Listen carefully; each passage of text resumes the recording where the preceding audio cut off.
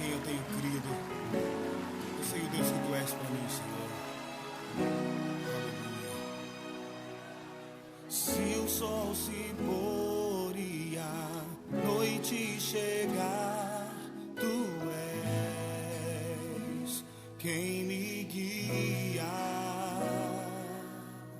Se a tempestade me alcançar, tu és meu abrigo. Se o mar me submergir, a tua mão me traz à tona pra respirar e me faz andar sobre as águas.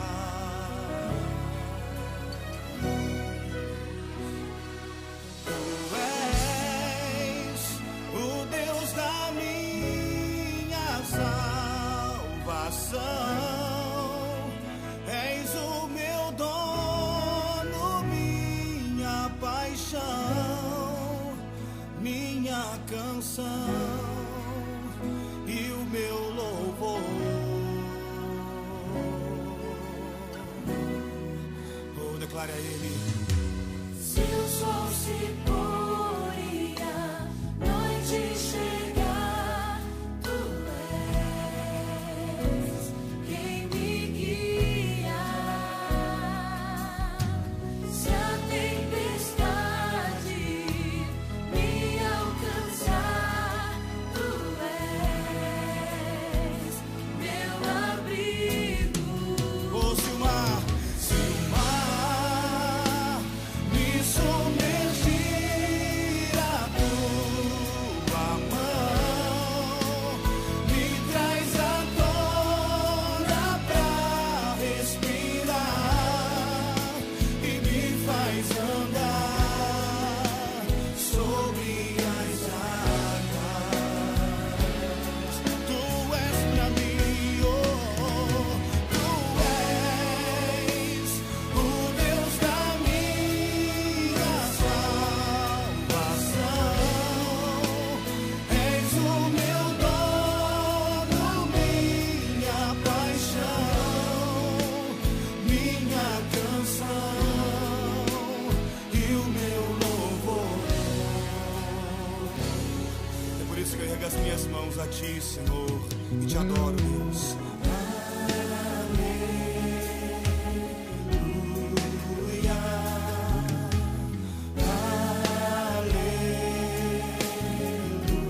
Oh, diga pra Ele.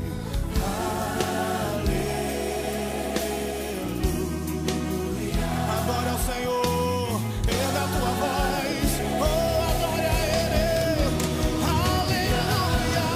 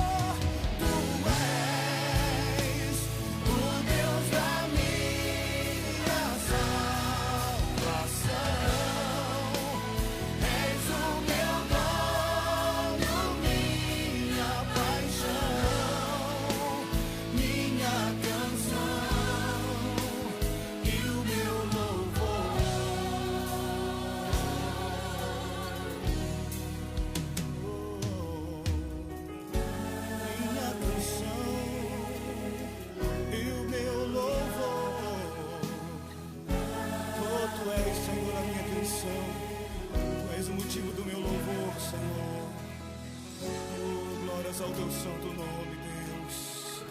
Aleluia.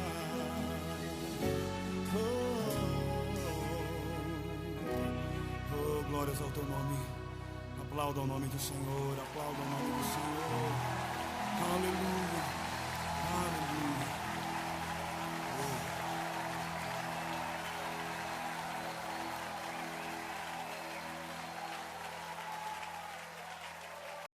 Paz do Senhor. Vamos nos colocar de pé e vamos orar. Agradecer a Deus por estarmos aqui mais uma vez. Senhor, meu Deus e meu Pai, muito obrigado por mais um dia. Obrigado, Senhor, por mais um domingo. Obrigada, Pai, por estarmos aqui reunidos na Tua presença. Nesta noite de ceia, primeiro domingo do mês, ó Pai. E o Senhor tem tido misericórdia de nós. Obrigado, Senhor, pelo Teu cuidado, pela Tua bondade sobre as nossas vidas. Obrigada pela vida de cada um aqui. Obrigado porque em Ti nós podemos confiar no Teu amor, ó Deus. O Senhor é o Deus que nos dá força todos os dias, ó Pai.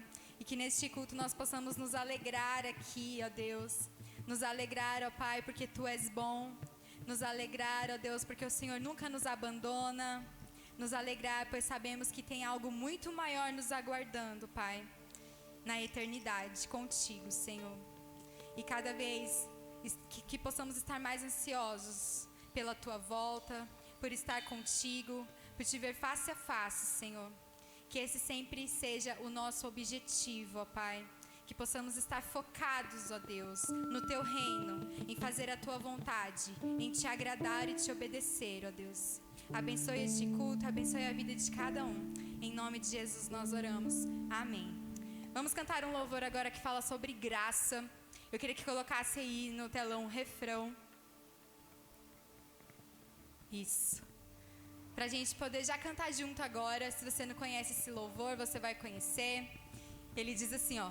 Não é pelo que fiz e nem pelo que sou, o nome disso é graça, só pela Tua graça, firmado nela estou, inabalável vou, o nome disso é graça, só pela Tua graça. Mais uma vez.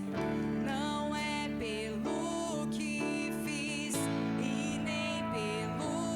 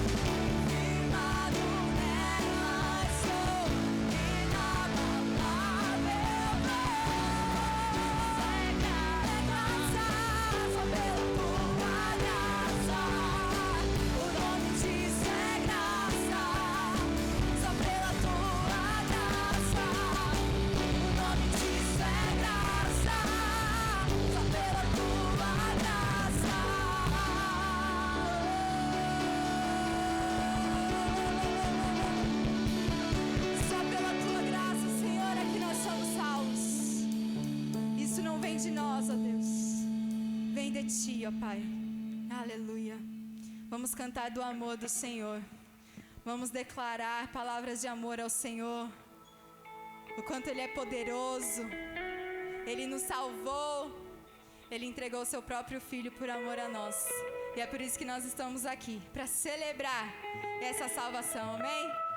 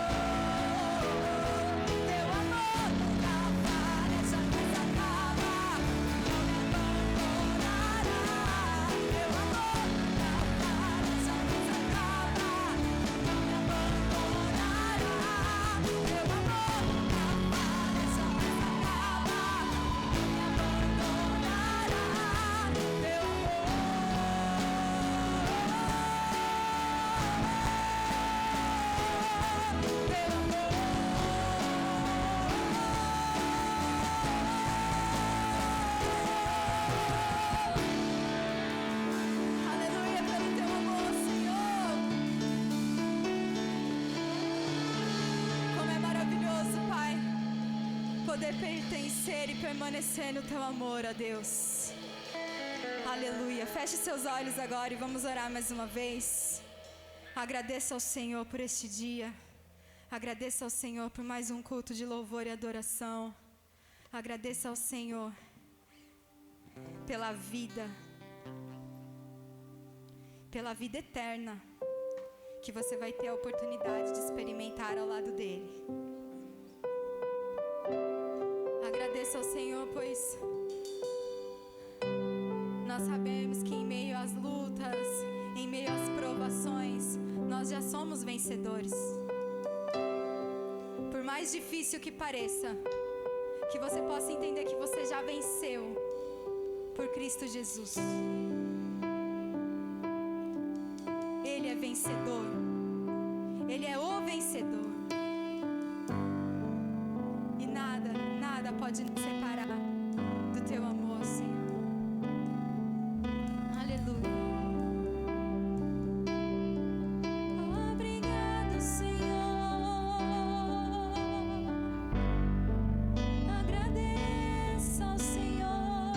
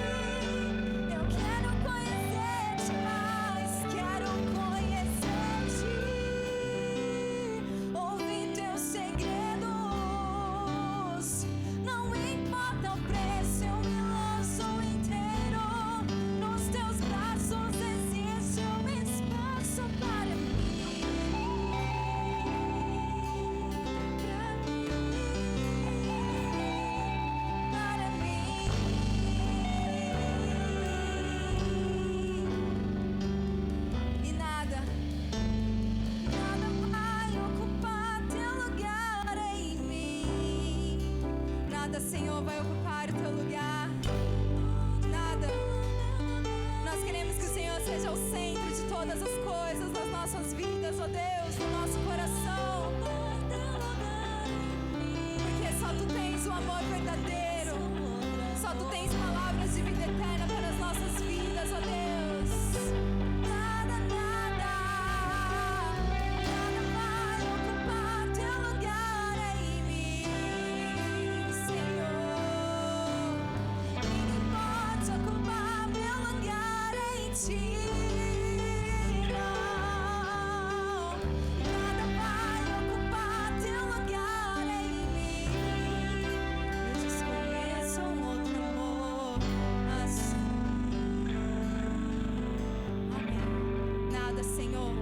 Nós queremos que isso seja verdade nas nossas vidas. Como nós acabamos de cantar aqui, Deus, nós temos tantos planos, mas o Senhor vem e mostra que o Teu plano é melhor, ó Pai. Que nós possamos confiar na Tua vontade, que é boa, perfeita, agradável, sem olhar para trás, sem se apegar a pessoas, a coisas. Que nós possamos realmente, Deus, abrir mão de nós mesmos para seguir os Teus caminhos, para enfrentar o que for contigo ao nosso lado, na nossa frente, nos ajudando, Senhor. Não há o que temer quando o Senhor está conosco. Não há o que temer quando o Senhor está no barco, ó Deus. Queremos te pedir agora também para que o Senhor abençoe as ofertas, os dízimos. Abençoa a nossa igreja, Pai. Nós precisamos tanto de Ti, ó Deus. Nós precisamos tanto, ó Pai, do Teu amor sobre as nossas vidas e as nossas famílias, do Teu cuidado. Que o Senhor abençoe cada lar aqui representado, ó Deus. Que o Senhor abençoe as pessoas que precisam das nossas orações. Abençoe, ó Pai, aqueles que precisam de um milagre, de uma resposta. O impossível só o Senhor pode fazer, ó Deus. Que nós possamos aprender a confiar, ó Pai, na Tua vontade, no Teu querer, na Tua decisão, Senhor.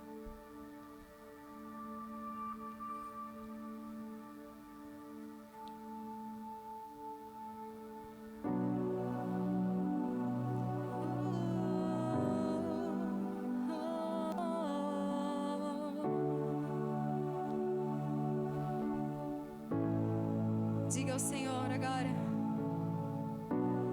Guia-me para que em tudo em Ti confie. Sobre as águas eu caminhe, por onde quer que chames. Leva-me mais fundo do que já estive, e minha fé será mais firme, Senhor, em Tua presença. Guia-me para que em tudo em Ti confie. Cante, igreja. Sobre as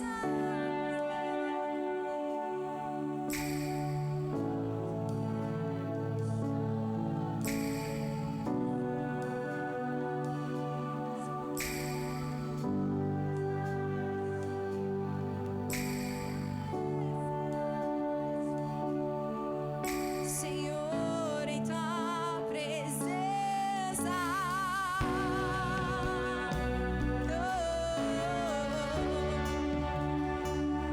Nós confiamos em Ti, Senhor.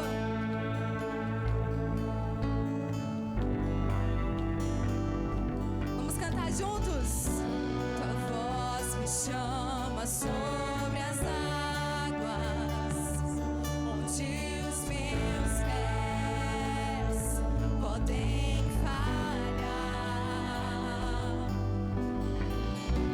e ali Te encontro no mistério, em meio ao mar, confiarei,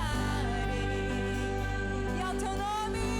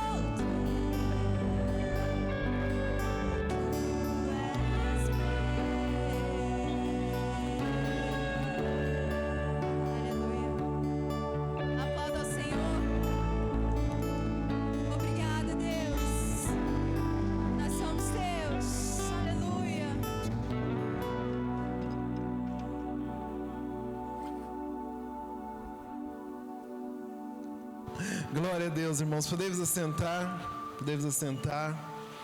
Que momento maravilhoso nós podemos entender que Deus está no meio de nós, que Ele está celebrando a presença dEle no meio de nós, né? Isso, assim, é muito maravilhoso.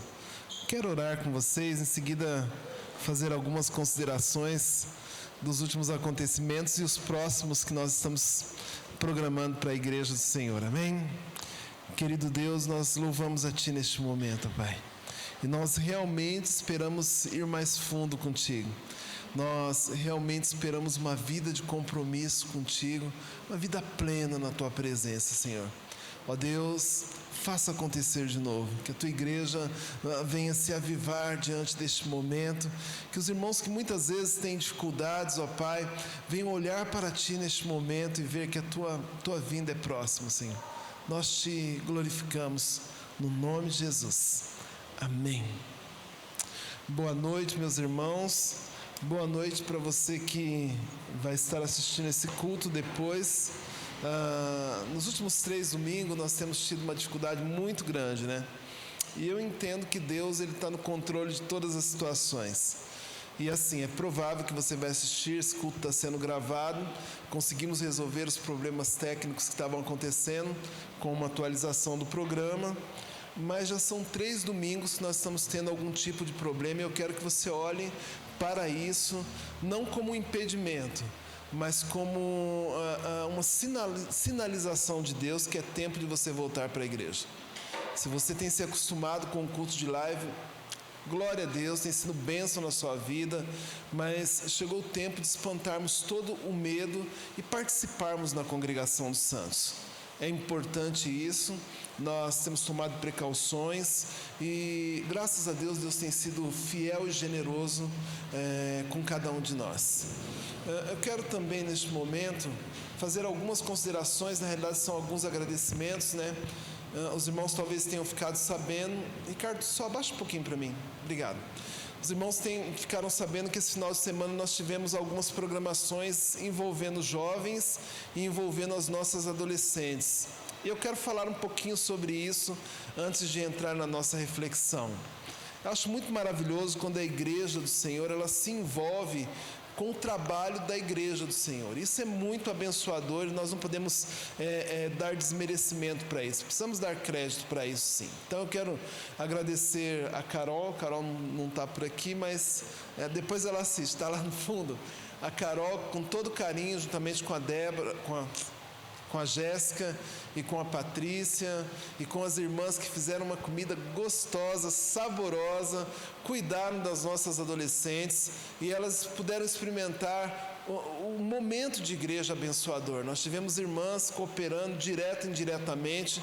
Eu não quero desfazer de nenhum nome, né? Talvez se eu for falar nome por nome eu vou de repente ser injusto com alguém. Mas toda a equipe que participou, eu citei a Carol porque é a que estava conversando comigo mais proximamente.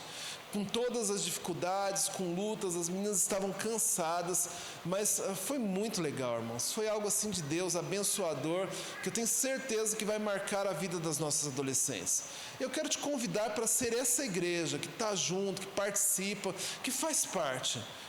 A igreja da Vila Morim, ela tem história nisso. E você que é um pouquinho mais velho do que eu, não em idade, mas em tempo de igreja, e não precisa muito, a maioria de vocês estão há mais tempo do que eu aqui, sabem do que eu estou falando. Então façam parte. Foi um momento especial. Mas eu não quero parar só nisso. Eu quero também estar, de certa forma, louvando a Deus pela vida dos nossos jovens, que têm com tanto carinho tentado insistir com a nossa região de São Paulo. Né? Então, assim, Mariane, Léo, toda a meninada, eu vou cessar os nomes, o Vavá, todo o pessoal que está envolvido com tudo isso, né? O pessoal da direção deles aí que fazem os acampamentos. Foi um momento de ouro na presença do Senhor. Irmão, foi algo assim tremendo, assim. Olha, foi muito bom. Se você tem a oportunidade de viver este momento, ou de permitir que seus filhos vivam esse momento, nós vamos ter outros momentos assim. Olha, faça parte, vai ser muito bom. E por falar de ouro, eu também quero elogiar um trabalho que tem acontecido, né? Um trabalho do qual o Cláudio, a irmã Emília e a Sara têm participado ativamente. Eu acredito que mais pessoas da igreja têm participado, que é um encontro que nós vamos ter na semana que vem, né, Cláudio? Ele é um encontro entre o pessoal que um dia viram tudo isso que eu estou falando para vocês acontecer aqui na região de São Paulo. E eles, periodicamente, eles se encontram para confraternizarem e para lembrarem os bons tempos, o que é muito saudável, muito sadio. Então, eu não sei se tem convite aberto, então eu não vou convidar ninguém, mas eu sei que eles vão ter um encontro que parece que já está esgotado. E assim, vamos orar, irmãos, para que esses irmãos também estejam se alegrando no Senhor, experimentando o tempo bom de Deus para a vida de cada um deles. A igreja está acontecendo e nós estamos a partir de amanhã até o dia 27, começando um jejum de 21 dias aqui na igreja de Vila Morim, na igreja de Poá e na igreja também de lá de Aracaré. Nós vamos orar por salvação de almas, pela família missionária, pela família da igreja. Nós entendemos que o momento é para isso. Nós precisamos estar engajados, sim, dentro das programações da igreja, mas também dentro da comunhão de estarmos orando junto. E falando nisso, eu quero convidar vocês para os cultos de terça-feira. Tem sido bênção para a vida daqueles que têm participado. E Deus tem tocado, tem falado e tem abençoado. Amém? Mais alguns convites que eu quero fazer, porque depois que começar a reflexão eu quero não parar para outra coisa. No sábado nós vamos ter um encontro de mulheres também lá na igreja de Aracaré. Um momento especial para mulheres. Nós tivemos aqui já na vila há um tempo atrás. Vamos ter provavelmente lá na igreja de Poá, lá na igreja de Planalto Paulista. E gostaríamos que isso fizesse parte do nosso dia a dia, poder nos encontrar com os nossos companheiros e companheiras de fé. No caso do chá de mulheres, as companheiras de fé. Então você que não vai estar participando do encontro da geração de ouro, você é convidado para estar, você mulher, tá? Agora não é homem. Nós vamos ter lá testemunhos, vamos ter uma palavra abençoadora, vamos ter a banda das meninas da região tocando, da qual a Mari está aí organizando, para que seja um momento muito bacana. Nós vamos ter uma confraternização de irmãs, que acredito também vai abençoar muito a vida de vocês. E no dia 19, para pessoas que querem, algumas eu já falei diretamente, não havia passado a data, pessoas que querem, de uma certa forma, serem melhor ou aprenderem um pouco da arte de pregar, nós vamos estar tendo a nossa escola de pregadores, tá? Também vai acontecer lá no Aracaré, pela questão do telão, lá é um pouco mais nítido para a gente fazer e é uma tarde toda, então vai estar acontecendo lá e depois as audições vão estar acontecendo na igreja, nas igrejas, tá? Então sábado, dia 19, das 14 horas até as 18 horas mais ou menos, nós vamos estar tendo um encontro sobre como estudar a palavra de Deus para estar pregando. Se você prega o evangelho, se você sonha o que eu tenho sonhado para a igreja, e nós temos uma igreja que vai funcionar de uma maneira que nós temos homens e mulheres sedentos de pregar a palavra de Deus, então você é o meu convidado. Não tem custo nenhum, tá? Material todo gratuito, é um investimento na igreja de Poá, na igreja de Vila Morim e na igreja de Aracaré, para que você aprenda um pouco mais. Se você é líder de ministério, é um momento singular também para você participar e aprender que nós precisamos falar um pouco melhor sobre a palavra de Deus. Isso é bênção de Deus, isso é um momento de Deus para cada um de nós. E hoje eu quero falar com vocês, não uma continuação do nosso último encontro, mas algo pertinente ao assunto, sobre lições da tempestade novamente. Falamos de lições da tempestade semana retrasada, e eu quero compartilhar com você hoje um pouco mais sobre lições que nós aprendemos no momento de dificuldade da vida, no momento de lutas, no momento de dores, mas que é importante que nós venhamos aprender, porque o nosso caráter é justamente nesse momento que ele é forjado, e a nossa fé, de uma certa forma, acaba acontecendo de uma maneira muito mais específica neste momento. E eu gostaria de começar essa reflexão com uma pergunta da qual eu não quero que você responda ela para mim, mas quero que você reflita dentro aí da sua realidade. Qual a maior tempestade poderia uma pessoa passar na existência dela, na existência da vida dela? qual maior tempestade alguém poderia passar? Olha que nós estamos bem aptos para responder sobre isso. Passamos aí por um momento terrível de pandemia e muitas pessoas podem dizer assim: olha, maior tempestade poderia ser uma nova onda pandêmica, né? E de fato não podemos ignorar esse tipo de dor. Nós sabemos e sentimos na pele o que isso foi. Algumas pessoas poderiam dizer também assim: olha, talvez uma doença incurável. Uma doença incurável é uma tempestade que ninguém quer passar. E de fato não queremos passar por momentos como esse. Outros poderiam pensar: a perca de um ente querido é uma tempestade de tamanha dor, de tamanho abalo nas nossas vidas, que é muito difícil. E algumas pessoas poderiam até pensar numa guerra de proporção mundial, que tem assoviado aí nos ouvidos da mídia, que é o caso da Ucrânia frente à Rússia e que tem envolvido outros países. Acredito que não vai chegar neste ponto de proporção mundial, mas acredito que é uma grande tempestade. E nós não podemos negar que doenças incuráveis, percas terríveis e sofrimento frente à pandemia, e até mesmo a questão de uma guerra, são tempestades terríveis que abalam não apenas a nossa estrutura, mas abala tudo aquilo que existe ao nosso entorno. E é importante nós entendermos que nós não podemos ignorar a dor do próximo, porque, olha, aprendam uma coisa: a dor do próximo só o próximo sabe, só Ele Deus, só Ele Deus. Precisamos considerar isso com muito carinho, mas não podemos ignorar que todas essas dores que eu falei com vocês, essas dores, talvez outras pertinentes à nossa vida, elas vêm e elas passam. Elas deixam marcas, mas elas passam. Elas passam. Elas passam. E assim, quando nós olhamos para isso, parece que nós estamos minimizando a dor do próximo, mas não é isso. Eu queria que vocês pensassem, isso pode ser indelicado, eu queria que você pensasse se essas dores tivessem, supomos, uma colocação eterna. Supomos que ela fosse uma dor que continuasse latente dia após dia e que não desse para se acostumar com ela. Se ela se tornasse algo insuportável, mas também eterno. Talvez, irmãos, a pior das tempestades da vida de um homem, de uma mulher, ela ainda está por vir. Mas a boa notícia é que para você cristão, para você que aceitou Jesus como seu Salvador, por mais paralela que essa tempestade esteja assombrando a vida de muitos, ao lado existe um caminho de gozo, paz, um lugar maravilhoso, reservado para todos aqueles que se entregaram para Jesus. E é esse lugar que espera para os filhos de Deus.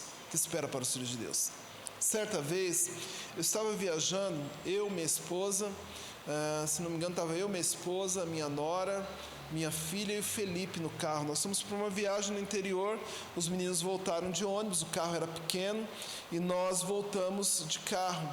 E no meio do caminho ali, por perto de Assis, ali perto de Presidente Prudente, aqueles lugares, nós pegamos uma tempestade muito, muito, muito assustadora.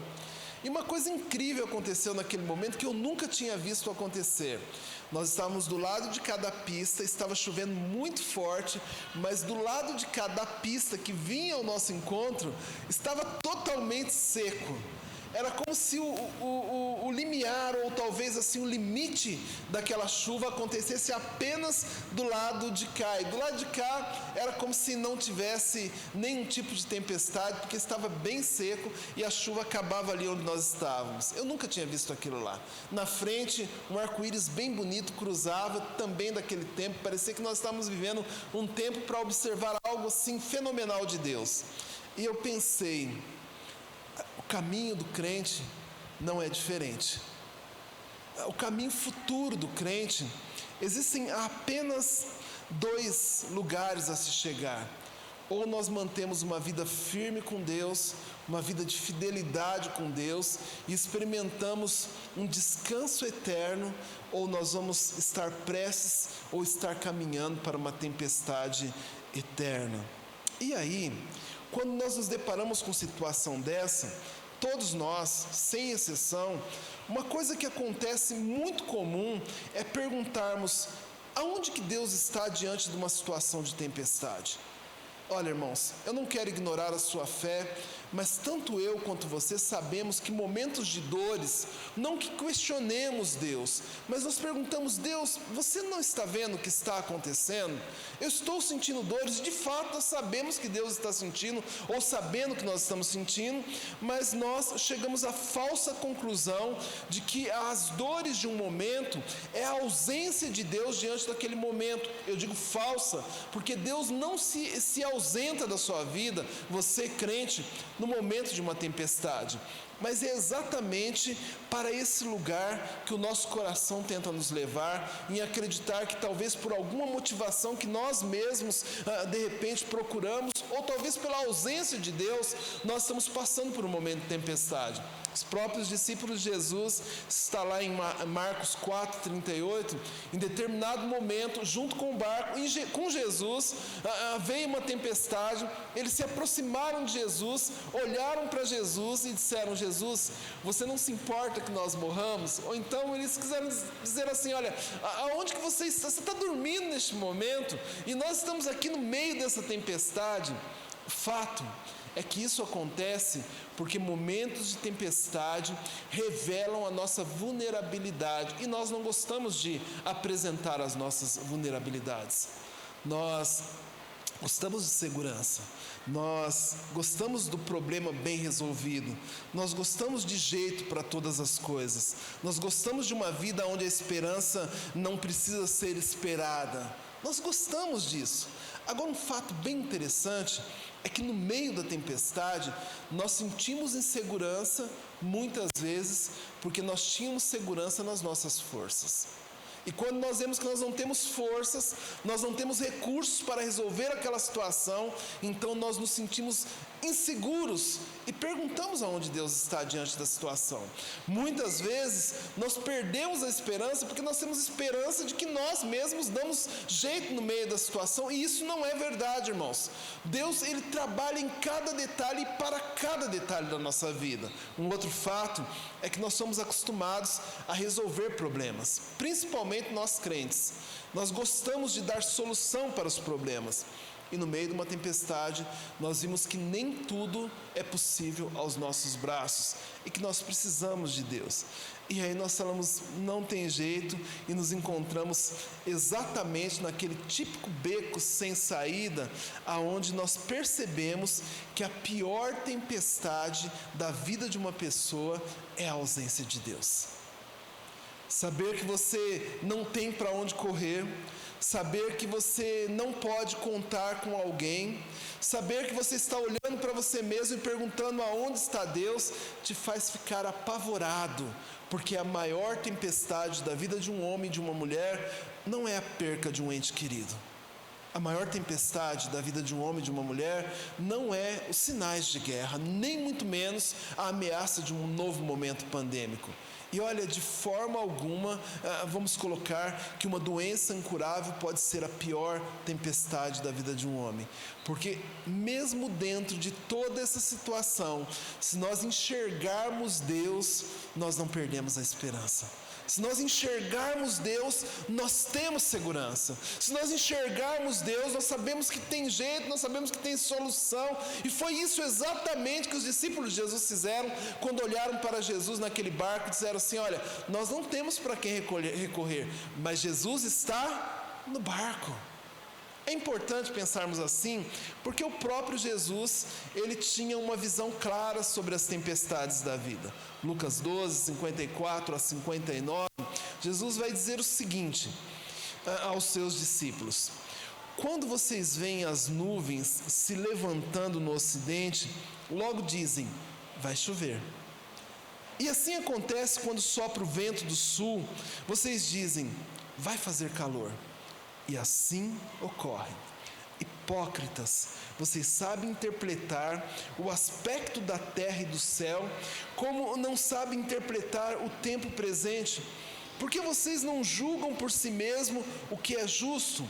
Quando alguns de vocês estiver indo com o seu adversário para o magistrado, faça tudo para reconciliar-se com ele no caminho, para que ele não o arraste ao juiz. O juiz o entregue ao oficial de justiça, e o oficial de justiça o jogue na prisão. E eu lhe digo, você não sairá de lá enquanto não pagar até o último centavo. Traduzindo em miúdos, Jesus está dizendo assim: todos nós estamos caminhando ou para um momento de paz ou para uma grande tempestade. E se sabemos observar os sinais da chuva, mesmo quando temporã, se sabemos observar os sinais de um dia que vai ser um bom dia de sol, como não observamos nós crentes, como não observamos que o tempo do Senhor está chegando? E que nesse tempo, sim, existe a possibilidade de uma grande tempestade para aqueles que não forem fiéis até a morte. Lucas 12 é o típico capítulo que ele vai falar sobre situações de buscar o reino de Deus, sobre o tesouro que existe no coração das pessoas. Ele vai falar sobre muita coisa, mas a intenção de Jesus é alertar especificamente os seus discípulos de que eles precisam se manter firmes, porque o tempo do Senhor está próximo. Isso não é novidade dentro da nossa igreja. Tenho falado muito sobre isso, e todos os pastores que estiveram antes de mim aqui falaram da volta do Senhor. O Senhor está vindo, e nunca esteve tão próximo, tão iminente a volta do Senhor. Cabe a nós olharmos o sinal da tempestade e aprendermos com as lições da tempestade. E assim, eu quero contar uma história para vocês hoje, uma história que ela acontece ali em Juízes, dentro do capítulo 13, 14, 15, 16, e ela fala sobre a história de um dos mais famosos deles. Vamos colocar, talvez ele seja a figura mais emblemática, talvez mais inspiradoras para muitas teses de super-heróis. Quero falar com vocês sobre Sansão.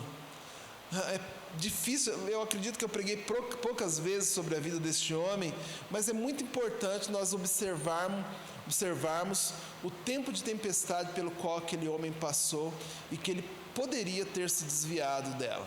Porque eu acredito assim, olha, é mais sábio aquele que se desvia da tempestade do que aquele que insiste em ficar tomando chuva no lombo. Eu acredito que é mais ou menos assim. Mas o contexto dessa história, ele mostra o povo de Deus, o povo de Deus que de uma forma cíclica, ou talvez, vamos colocar assim, circular, experimentavam alguns fatores que eram repetitivos.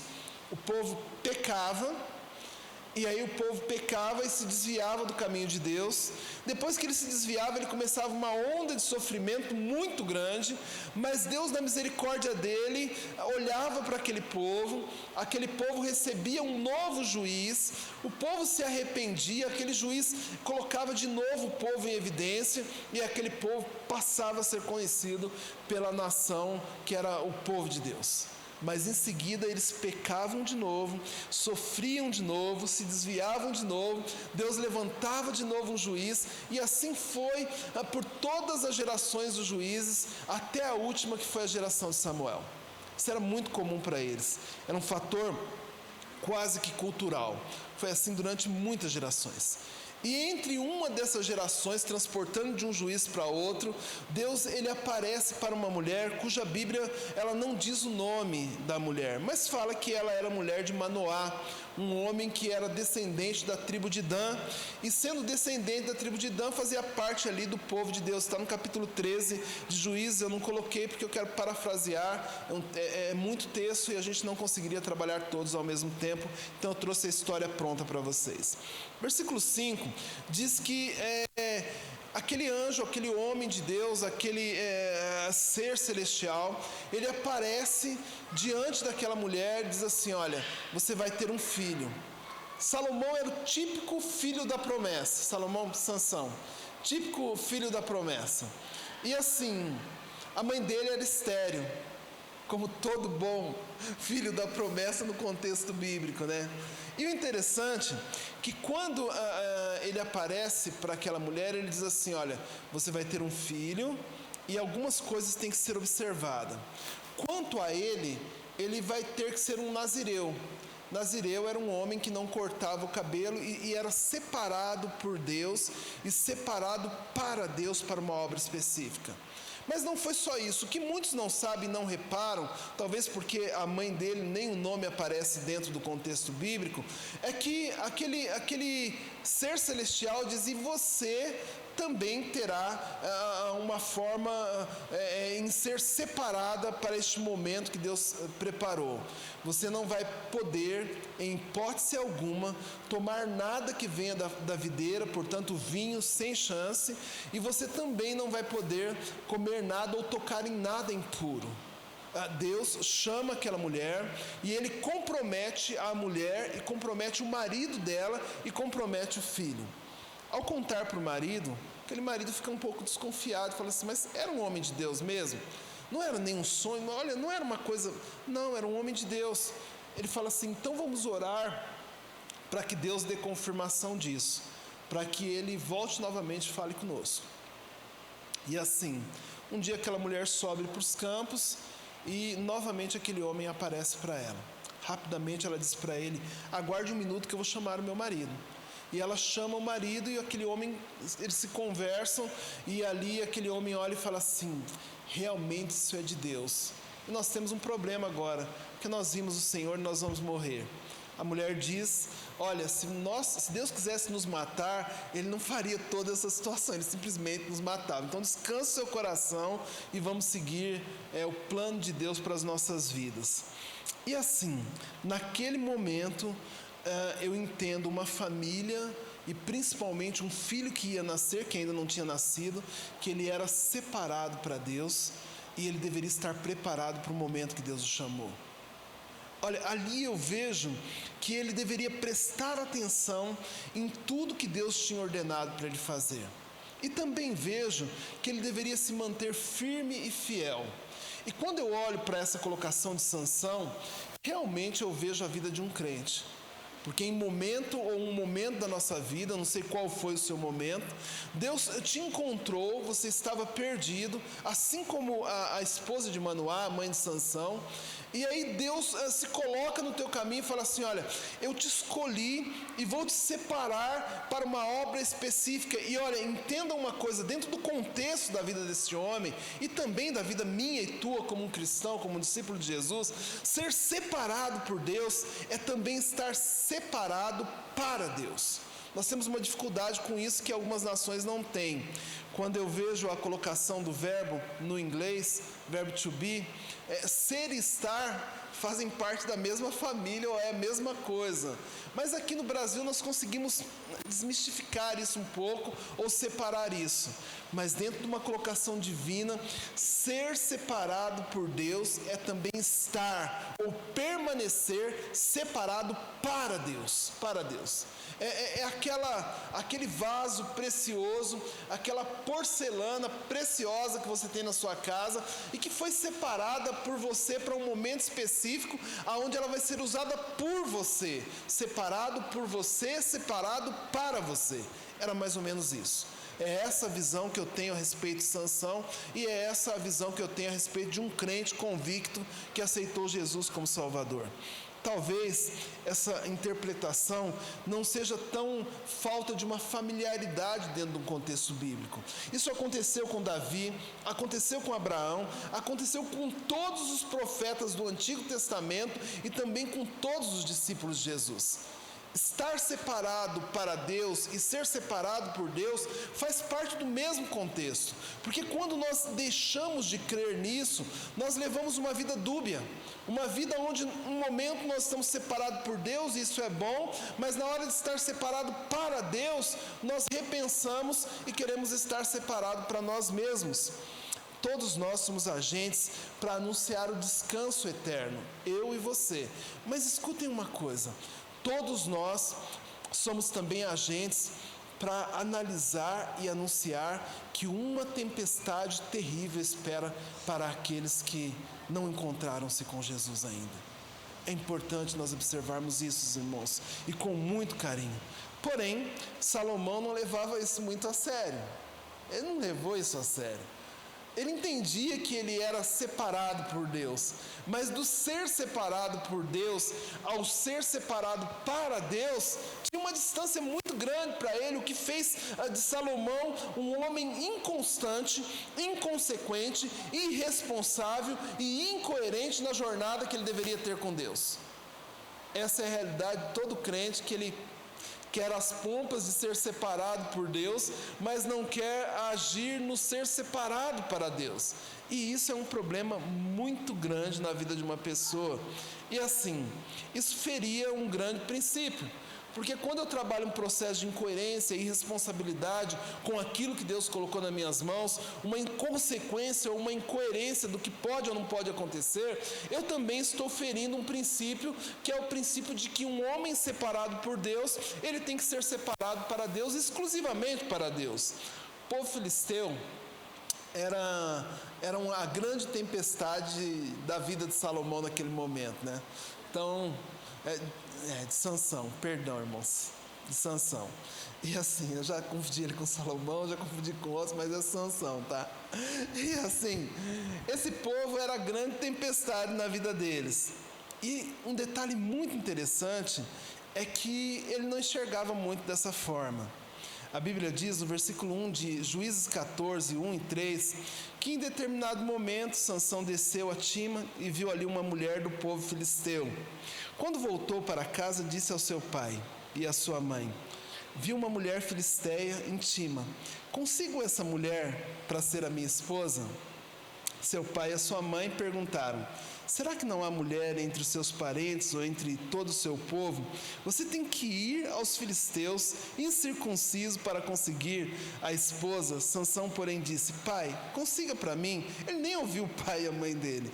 E é ela que me agrada, né? Você já viu aquelas crianças que fazem barraco no supermercado? Que quando chega na fila do doce, ela se joga no chão e ela, eu quero, e a mãe fala assim: mas você não pode, filho, não me faz passar vergonha. Olha, se Salomão fosse com os pais dele no supermercado, era perigoso ele fazer isso. Pai, eu quero ela.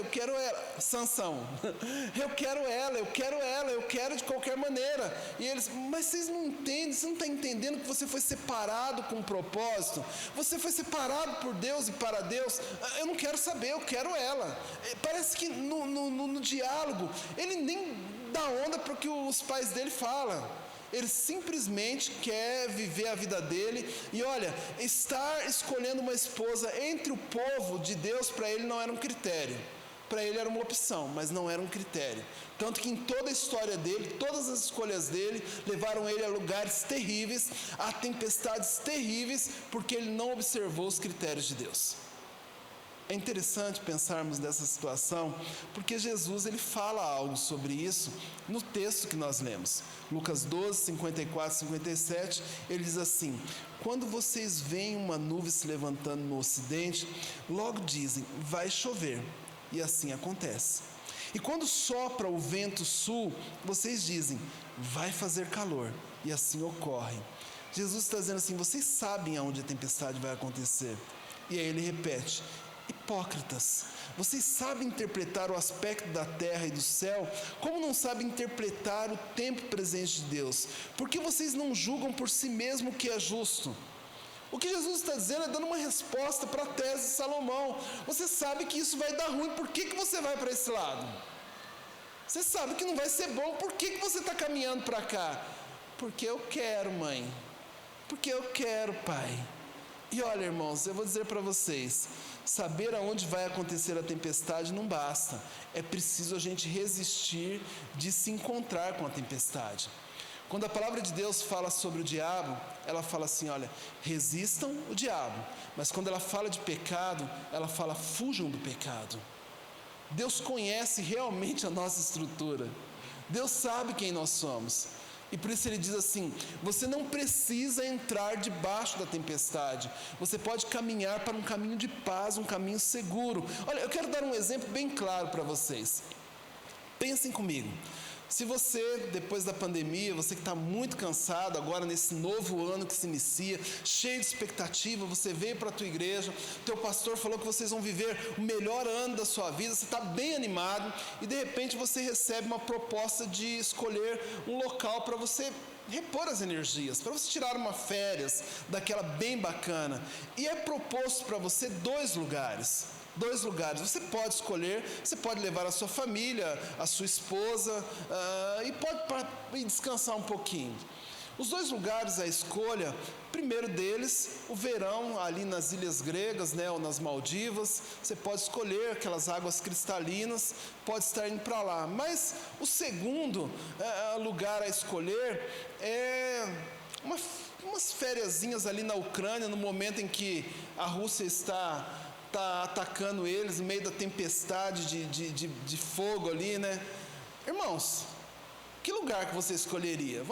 Não vamos ser tão humildes ao ponto de falar assim, não, eu gostaria muito de estar no fronte da batalha. Irmãos, a gente escolheu a Maldivas ou as Ilhas Gregas ali com todo gosto, porque é sábio você não caminhar para onde a tempestade está acontecendo.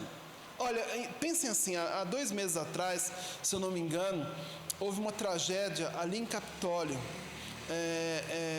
e assim, se as pessoas soubessem daquela tempestade, vocês acreditam que elas iriam para lá naquele momento, arriscarem a sua vida? Não, vamos ser um pouquinho mais próximo. Há 3 semanas atrás, nós tivemos algumas catástrofes envolvendo grandes tempestades ali em Petrópolis, no Rio de Janeiro. Sabendo do acontecimento, alguém viajaria para lá só porque é um lugar histórico? Irmãos, se desviar da tempestade é no mínimo uma questão de coerência. É uma questão de olhar, Deus, eu sei que isso vai dar ruim. Meu pai falou, meu pai é crente, homem de oração, minha mãe é crente, mulher de consagração, falou que vai dar ruim. Não vou para lá porque ali tem tempestade. É fácil de entender isso, irmãos. Mas às vezes nós olhamos os textos de Lucas 12 e nós falamos assim, mas ali era um capítulo evangelístico, porque ali ele fala sobre anunciar, sobre os telhados, aquilo que nós ouvimos no oculto, fala sobre buscar primeiro o reino de Deus, fala sobre coisas muito bonitas que apontam para um alerta sobre o evangelismo. Irmãos, em momento nenhum Jesus está tratando um momento evangelístico ali. Ele está dizendo, tomem cuidado, porque uma tempestade eminente está chegando e vocês precisam optar pelo descanso eterno. Interessante que Pedro ele fala assim, vou perguntar só para ver, né? E no versículo 41 ele diz assim, Senhor, o Senhor está contando essa parábola para nós ou é para todos? Isso é para crente ou o Senhor está falando para aqueles que não conhecem a sua presença? O Senhor respondeu, quem é, pois, o administrador fiel, sensato, a quem o Senhor entrega ou encarrega dos seus servos para lhes dar uma porção de alimento do tempo devido? Feliz é o servo a quem o Senhor encontrar fazendo assim quando voltar. Garanto-lhes que ele o encarregará de todos os seus bens. Ele está dizendo assim, é para você, Pedro. Eu estou falando para aquele que se encontrou com Jesus. Eu estou falando para homens e mulheres que são separados por Deus, mas que por isso também são separados para Deus. Irmãos, entenda uma coisa, por mais redundante que pareça, por mais religioso que pareça, você é um vaso precioso nas mãos de Deus. Você, irmã, é um vaso precioso nas mãos de Deus. É um vaso feito por Deus e feito para o uso de Deus. Isso tem que estar bem claro na nossa vida, porque senão nós vamos ter problemas sérios. Mas não é só essa a lição da tempestade da vida de Salomão, que os textos de Juízes 13, 14, 15, 16, aliados ao texto de Lucas 12, nos ensinam. Os textos mostram, dentro desse contexto, que as nossas vontades nem sempre cooperam com a nossa vitória, e nem muito menos com a nossa história. Quem aqui nunca teve uma vontade que lhe causou depois uma grande dor de barriga? Parafraseando a história, né? Mas eu quero, mãe. Quando eu era pequeno, nós éramos assim, eu já contei isso para vocês, nós nos rodeávamos da nossa tia e não tinha a travessa do bolo que nós não disputássemos, né? Depois que terminava. Eu acho que essa geração mais nova não experimentou, a geração da batedeira não experimentou isso, mas a geração que as tias batiam na bacia ali, no recipiente, os bolos, era também a geração dos sobrinhos que ficavam ao redor disputando a dedada na panela do bolo, né? E eu acho muito interessante isso, porque tinha coisa que a gente não podia. A gente não podia. E as tias diziam assim, vai dar dor de barriga.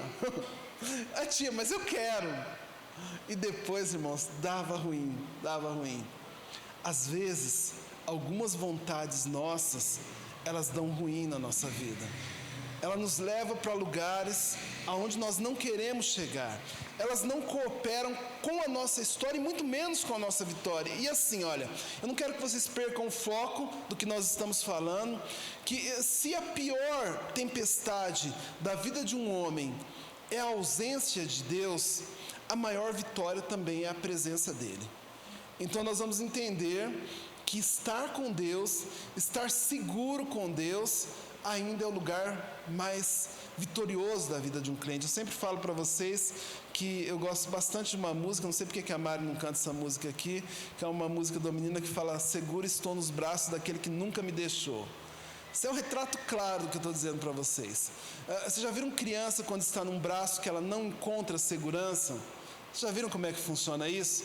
Ela chora, ela esperneia, é natural do ser humano, porque nós queremos estar num lugar que coopere com aquilo que é bom para a gente, e quando nós sentimos segurança, daí nós nos esticamos e dizemos, é isso que nós queremos para a nossa vida. Mas Sansão não pensava assim, agora acertei, né? Sansão pensava diferente.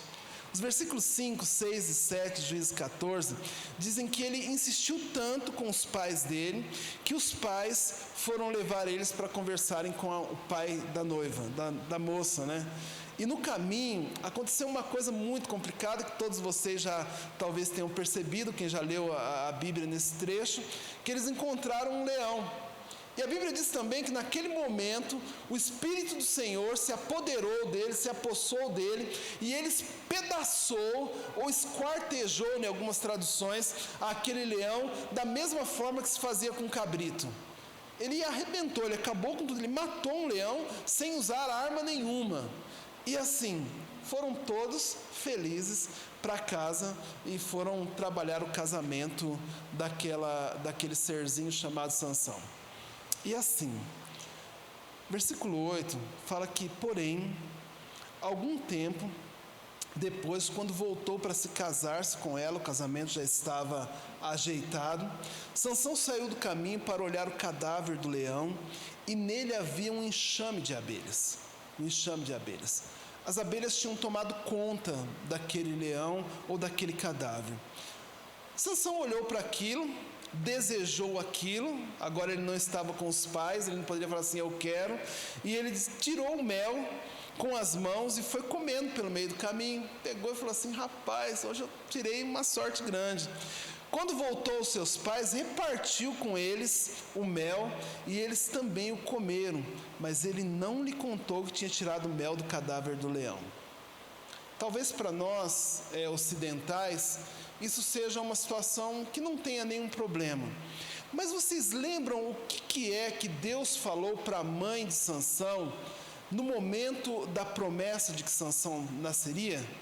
Vocês lembram? Ele disse assim, olha, você não vai poder tomar vinho, nem nada que provenha da videira, e nem tocar em nada que é impuro. Nada que é impuro.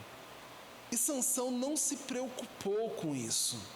E olha, entendam uma coisa, quando uma pessoa não honra a Deus, ela não consegue honrar mais ninguém do que a sua própria vontade.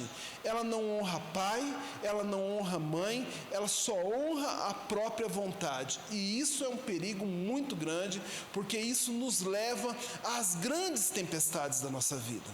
Irmãos, olha, entenda uma coisa. Se você quer que o teu filho te honre um dia, coloque limite neles.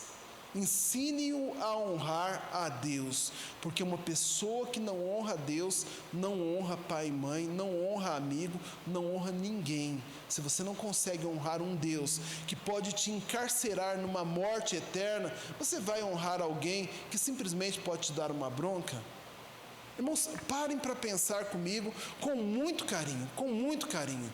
Sansão estava vivendo a típica situação de um adolescente em plena idade dos seus casamentos e que não quer ouvir, que é intenso, que não quer ouvir pai e mãe. E olha, eu não quero pejorar a imagem de um adolescente, mas o que Sansão estava vivendo era um momento de rebeldia diante daquilo que ele não poderia fazer e ele fazia.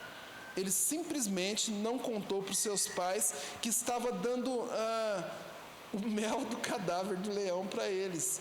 E que ele estava indiretamente fazendo a sua mãe fazer aquilo que Deus falou para ela não fazer. Não fazer.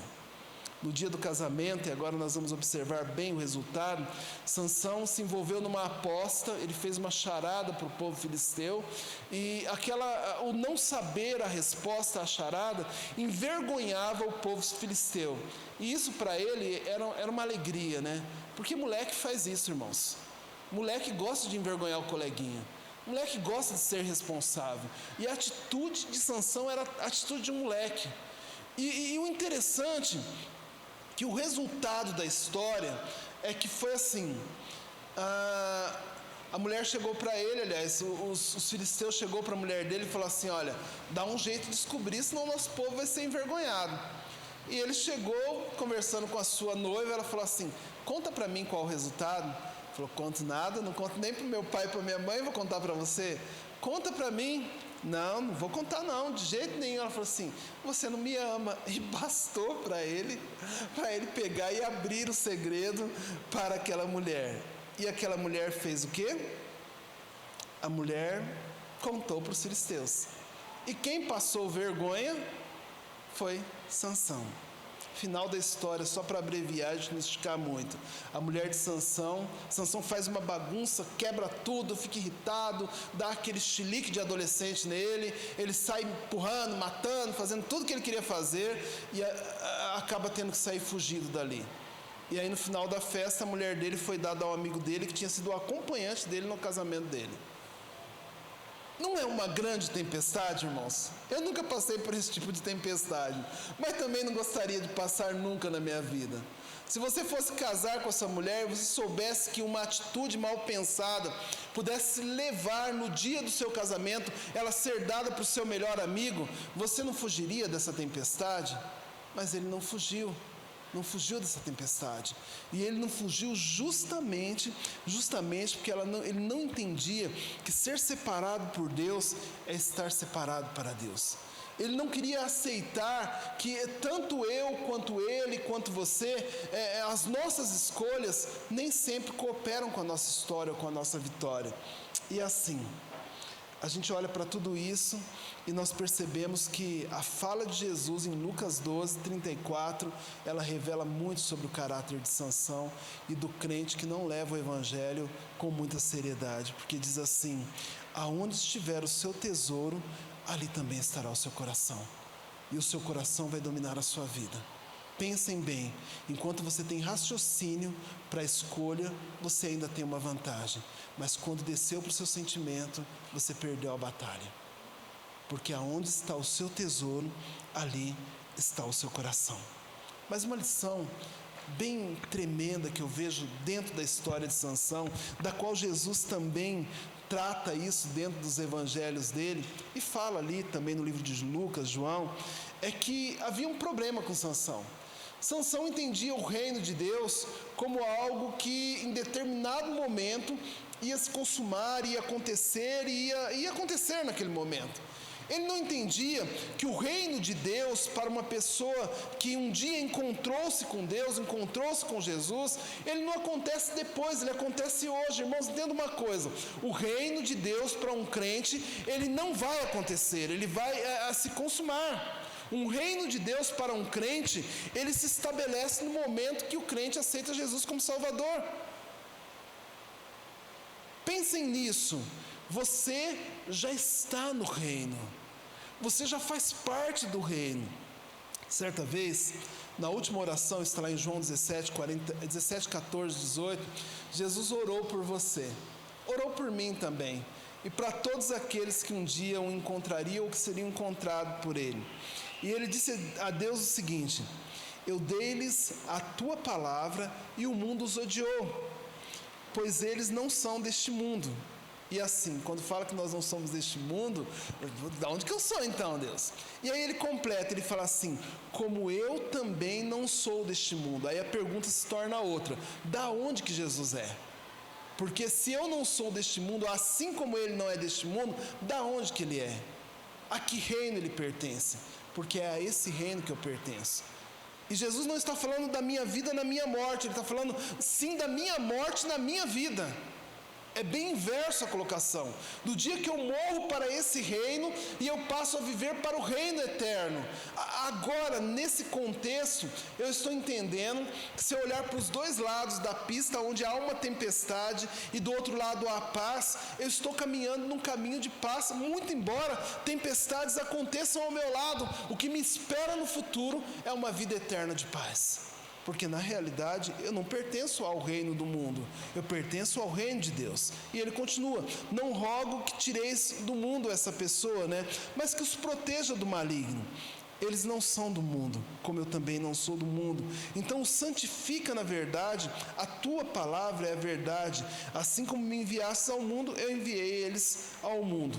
O grande problema é que as pessoas que não pensam como o reino de Deus, como algo para hoje, acabam tendo a ilusão ou acreditando na ilusão do último momento. Você já encontrou algum crente assim, com certeza, que brinca com Deus, mas fala, na última hora eu viro a chavinha. E aí, de repente, ele não tem essa última hora. Isso é um grande problema. Porque nós não temos a chavinha do amanhã para virar, nós podemos virar a chavinha do hoje. E assim, olha, brincar com Deus, olhar como Sansão fazia, ir até a beira do precipício e falar assim, olha, dá para arriscar mais um pouquinho? Pode se tornar uma fatalidade na vida de um crente que um dia foi encontrado por Jesus, mas que um dia também se desencontrou dele.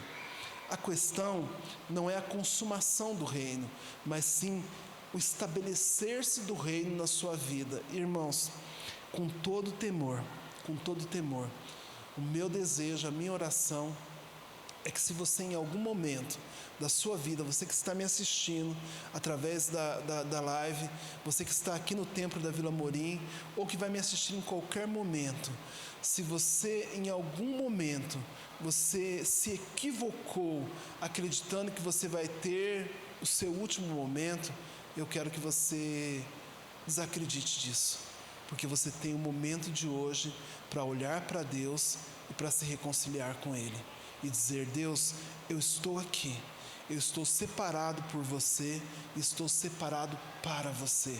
Deus, eu entendo claramente que o teu reino é para mim hoje. Eu entendo claramente, Deus, que as minhas escolhas podem tentar me atrapalhar, mas eu quero que as suas escolhas sejam as minhas escolhas, porque elas vão contribuir para a minha vida. Versículo 1 de Juízes 15 diz que, mesmo diante de toda essa situação, Sansão voltou lá e foi visitar a sua mulher e levou um cabrito e falou assim, olha, eu vou visitar o quarto da minha mulher. Mas o pai dela disse assim, olha, você não vai entrar. E ainda retruca com ele.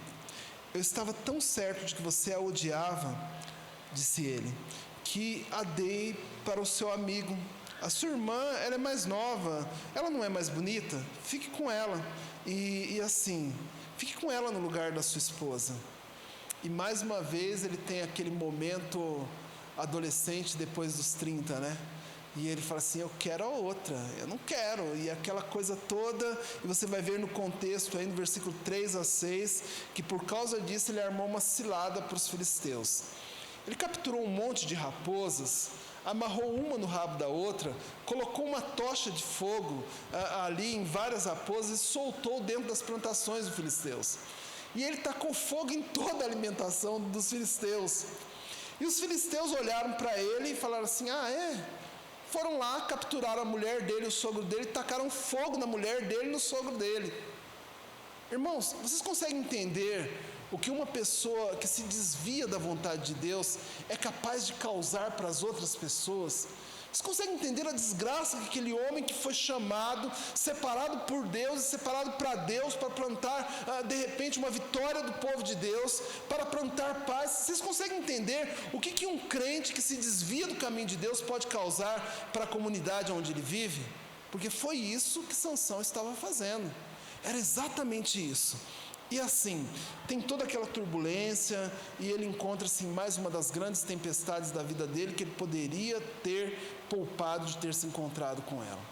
Mas Deus, na infinita misericórdia dele, acolhe Sansão, e no momento de fome ele alimenta Sansão, no momento de sede ele faz brotar água da rocha e dá para Sansão, e Sansão sobrevive. E assim, vocês vão dizer, aí ele acertou os passos, né? Juízes 16, de 1 a 2, diz que certa vez Sansão foi em Gaza. Depois de todo o acontecimento, viu ali uma prostituta. Gaza era um território que era pertencente aos filisteus, e passou a noite com essa prostituta. E disseram ao povo de Gaza, Sansão está aqui. Então cercaram o local e ficaram à espera dele a noite toda, junto à porta da cidade.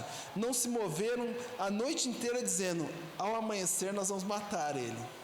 Sansão, mais uma vez, derruba uma porta, cata, faz uma bagunça ali, quebra tudo e foge, consegue mais uma vez escapar daquilo, mas não podemos negar que ele estava passando por mais uma tempestade que ele não precisava. Ele precisava ir lá em Gaza, ele precisava de novo ir no território dos filisteus, não por um motivo divino, mas por um motivo pessoal. Ele precisava ir realmente dormir na casa daquela prostituta, ele não precisava, mas ele ia de encontro à tempestade. Mas isso não foi só o que aconteceu. Sansão, ele de novo desce para o povo filisteu, e agora Sansão talvez estivesse prestes a passar a maior das tempestades em vida que ele passaria.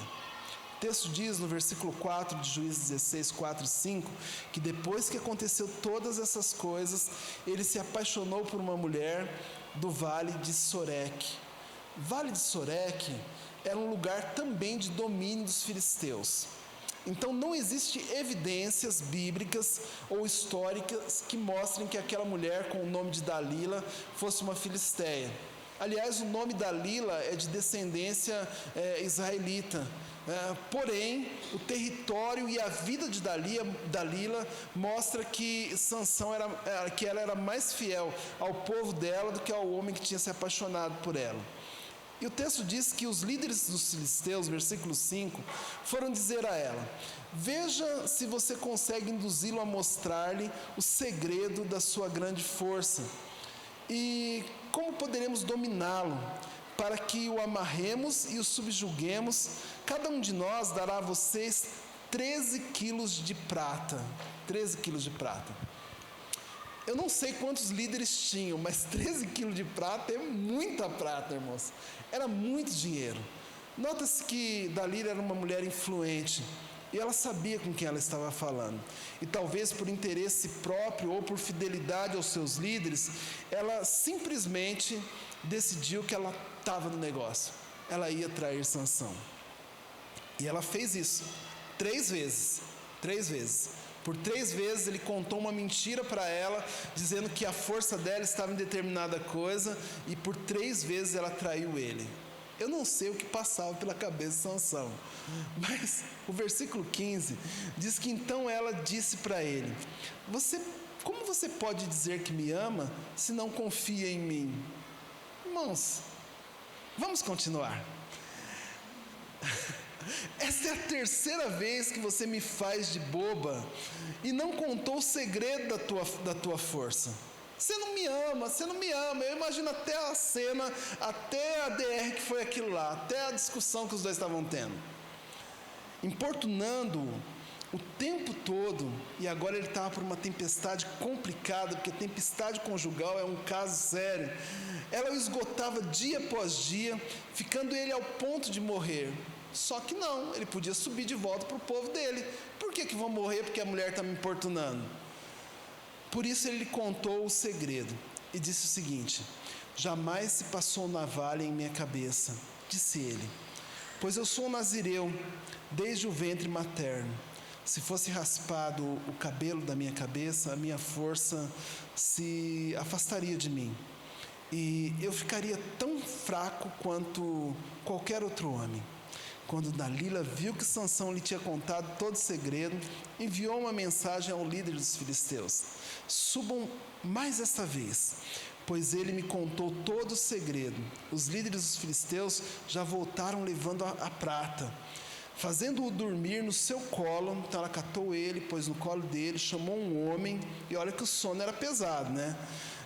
Para cortar as tranças, que cortou as 7 tranças dele, e assim começou a subjugá-lo, e a força o deixou. Mais uma vez, Sansão estava passando agora por uma tempestade, e essa não era das pequenas. Então, a Dalila, ela chamou Sansão como das outras vezes e disse: os filisteus estão atacando. E ele acordou do sono e pensou: sairei como antes e me livrarei. Só que não, porque ele não sabia que o Senhor o tinha deixado. Irmãos, não existe maior tempestade na vida de um homem do que a ausência de Deus na vida dele. E às vezes, algumas pessoas brincam com Deus. Elas brincam. Olha, um dia eu fiz isso para Deus, e Deus sempre olhou para mim, e Deus é misericordioso, de fato é. E Deus é amoroso, de fato Deus é amoroso. E Deus isso, e Deus aquilo, e Deus é comigo. Opa, aí não. Porque quando ele acordou, Deus já não estava com ele. E eu temo por muitos crentes que uma hora vão fazer isso e vão falar assim: opa, Deus não está mais comigo. Olha, Deus já não está, e o que eu faço? E agora? E comecem a passar pelas piores tempestades da sua vida. Irmãos, não se engane, não existe pior tempestade na vida de um homem e de uma mulher do que acordar e saber que Deus não está mais com ele ou com ela. Isso vai gerar insegurança, isso vai gerar desesperança e desespero. Não existe um pior momento na vida de um homem do que olhar e falar assim: opa, Deus não está mais aqui comigo. Deus não está mais aqui comigo. Os filisteus o prenderam, versículo 21, furaram os seus olhos e o levaram para Gaza. Prenderam-no com algemas de bronze e o puseram para girar um moinho em uma prisão. A pior tempestade da vida de Sansão talvez não tenha sido o corte do cabelo. A pior tempestade da vida de Sansão foi descobrir que com Deus não se brinca. Você caminha e você tira o pé de dentro do território que Deus te colocou. E você vai na beira do abismo e fala assim: não é tão perigoso. Se tivesse uma corda, dá para fretar um pouquinho mais com o perigo. E quando você acorda para a realidade, você percebe que Deus não está mais com você. Mas o que eu quero refletir com você nessa noite, além de dizer que nós somos separados por Deus e devemos estar separados para Deus?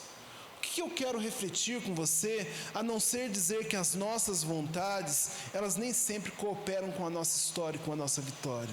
O que eu quero dizer com você, além de dizer que o reino de Deus é para hoje?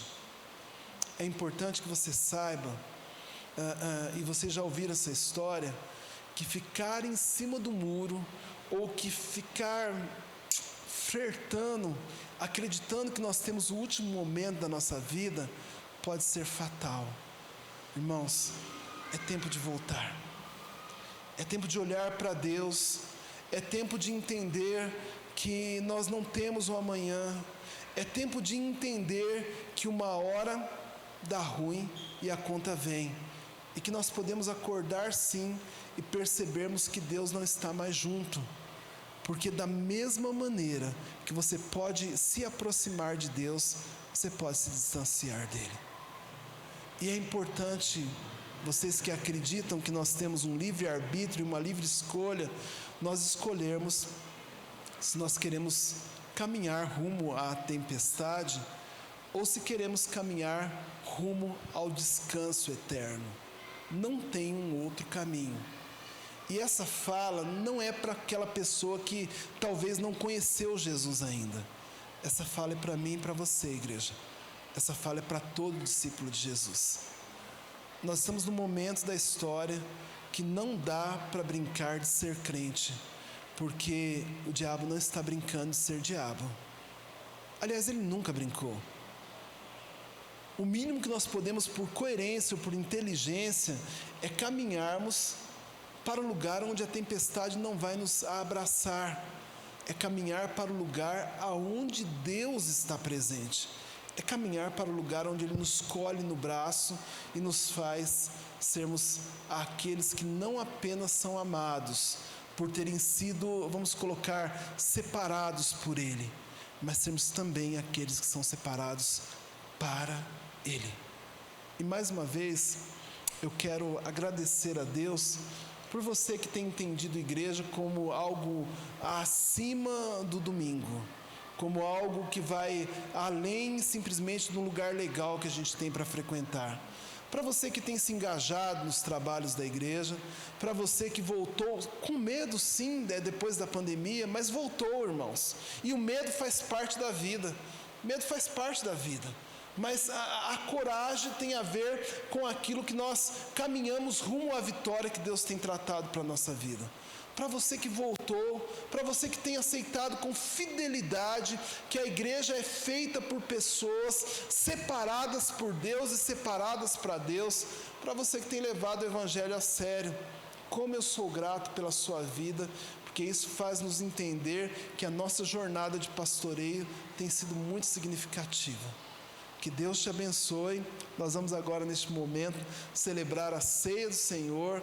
E assim, a ceia do Senhor não é uma escolha para o crente, tá bom? Falar assim que nós temos uma perdida de livre-arbítrio neste momento. A ceia do Senhor é uma ordenança de Deus para todos aqueles que fazem parte do corpo de Jesus. Portanto, se você ainda não faz, procure-nos no final do culto, nós vamos te orientar como que você faz para descer as águas do batismo. E vai ser muito bom tê-lo com a gente. Agora, se você faz parte do corpo e por algum motivo você passou por alguma situação que você acredita que te impede de participar, eu quero te desafiar a deixar de caminhar rumo para a tempestade eterna e caminhar para o descanso eterno. Quero te desafiar a fazer o que a palavra de Deus diz lá em 1 Coríntios, no capítulo 11, versículo 28, que diz que nós devemos nos examinar a nós mesmos e assim comer do pão e tomar do vinho, tomar do suco de uva, beber do sangue de Jesus que está presente conosco nessa noite. Amém, igreja? Amém, meus irmãos? Então vamos orar neste momento. Você que está na sua casa também, neste momento celebrando a ceia, que na realidade não é esse momento, porque o culto está sendo gravado. Quero que você pense muito sobre o que nós falamos nessa pequena reflexão. Ok? Querido Deus, nós louvamos a Ti, ó Pai. E é maravilhoso podermos fazer parte da Sua igreja. Maravilhoso nós podermos olhar para Ti e sabermos que nós somos um povo escolhido por Ti e escolhido para Ti também, ó Pai. É maravilhoso nós sabermos que a Sua vontade ainda é melhor do que a nossa vontade. É bom sabermos que o Senhor está presente e nós Te glorificamos por isso. Por isso, ó Pai, nivela a nossa vida no Teu padrão e perdoa os nossos pecados. Nós nos entregamos até a Ti. No nome de Jesus. Amém. Convidar o irmão Cláudio e a irmã Emília que vão estar me ajudando neste momento.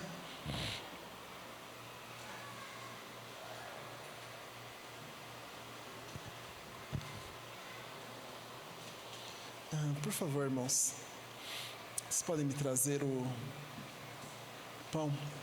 A palavra do Senhor fala que o Senhor Jesus, Ele deu graças, Ele ensinou que nós agradecêssemos pelo pão.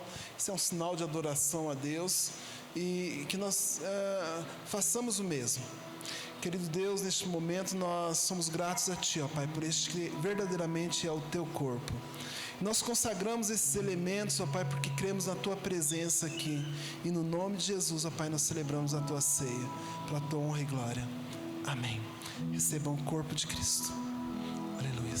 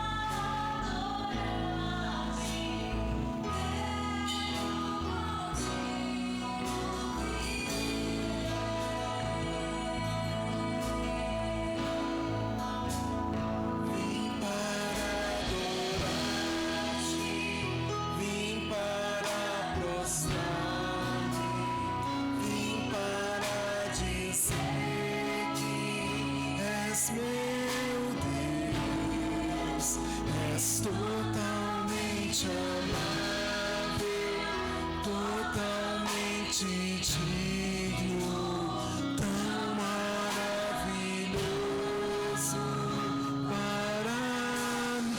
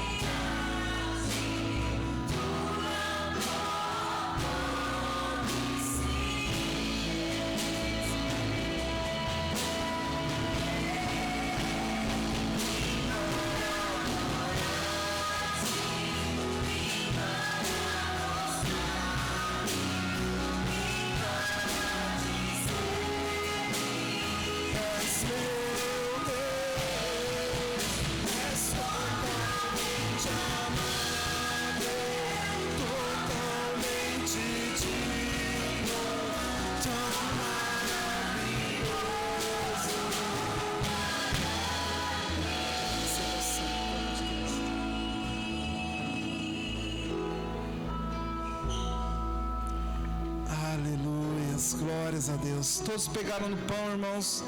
Todos pegaram? Glória a Deus, glorifica o nosso Deus. Deus está presente neste local, Pai. Nós te louvamos, Senhor, nós te engrandecemos. Este momento é singular na nossa vida e nós sabemos que estamos caminhando, ó Pai, porque nós passamos e nós fazemos parte do Teu reino, no nome de Jesus. Aleluias, glórias a Deus. Porque eu recebi do Senhor o que também vos ensinei, que o Senhor Jesus, na noite em que foi traído, tomou o pão, e tendo dado graças, o partiu e disse: tomai e comei, isso é o meu corpo, que é partido por vós. Fazei isso em memória de mim. Comamos todos.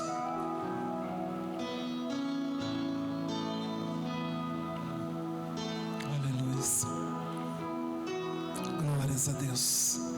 Bendito é o nome do Senhor Jesus. Aleluia, Deus.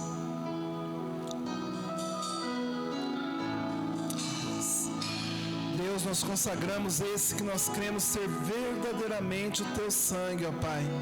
E como somos gratos por sermos lavados e remidos no sangue do Cordeiro. Recebam o sangue de Cristo. Amém.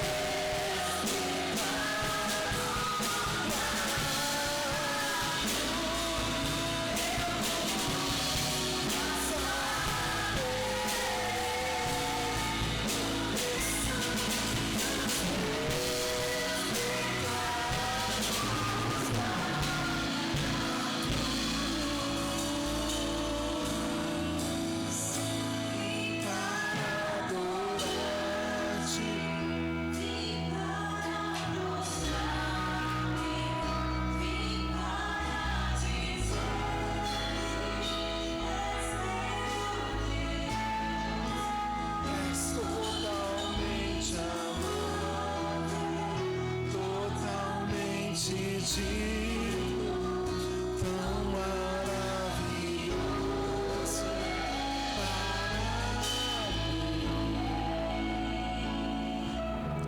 mim. Semelhantemente também, depois de cear, tomou o cálice, dizendo: este cálice é um novo testamento no meu sangue.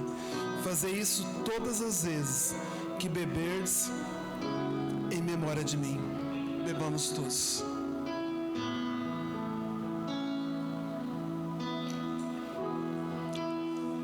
Oh Deus, promove cura neste momento, ó Pai. Promove reconciliação contigo neste momento, ó Pai. Oh Deus, trabalha a vida, Senhor. Trabalha a salvação de vidas neste momento, ó Pai. Nós te glorificamos no nome de Jesus. Erga sua mão. Que o Senhor te abençoe, te guarde, faça resplandecer sobre ti o teu rosto. Que o Senhor tenha misericórdia de ti e te dê a paz no nome de Jesus. Amém. Que Deus te abençoe em nome de Jesus.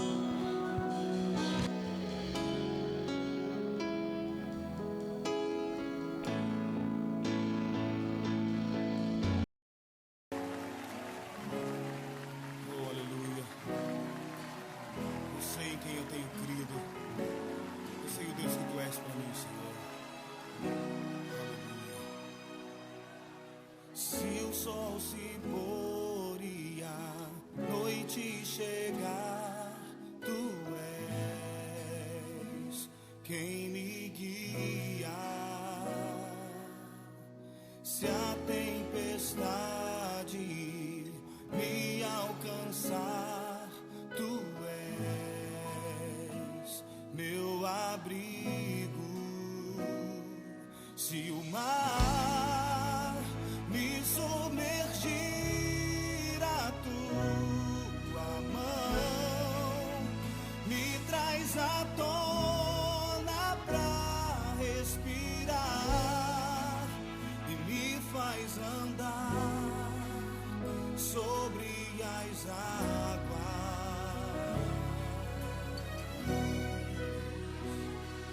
Tu és o Deus da minha salvação, és o meu dono, minha paixão, minha canção e o meu louvor. Oh, declare a Ele.